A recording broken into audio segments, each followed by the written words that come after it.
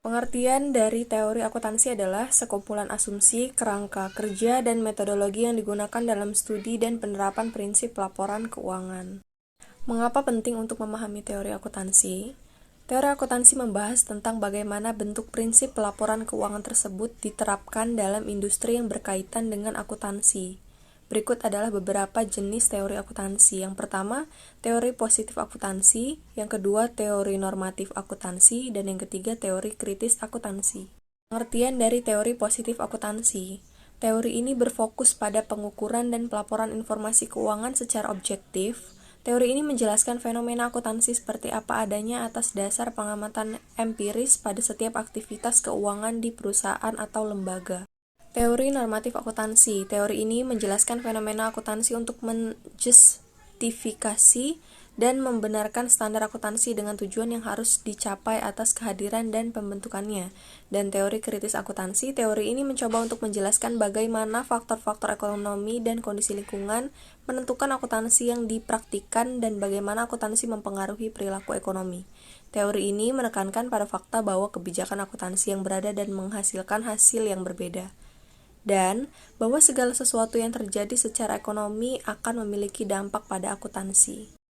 Perkembangan teori akuntansi. Yang pertama, pada zaman kolonial Belanda, praktik akuntansi modern pertama kali diperkenalkan di Indonesia. Yang kedua, pada tahun 1957 didirikan Ikatan Akuntansi Indonesia atau IAI yang bertujuan untuk mengembangkan ilmu pendidikan akuntansi di Indonesia. Pada tahun 1971, AAPA atau American Accounting Association berubah menjadi American Institute of Certified Public Accountants atau AICPA dan mulai memberikan gelar Certified Public Accountant atau CPA di Indonesia. Pada tahun 2001, gelar akuntan dapat diberikan oleh semua perguruan tinggi negeri maupun swasta. Tujuan teori akuntansi. Yang pertama, menjadi dasar untuk melakukan evaluasi dan menjelaskan prinsip akuntansi.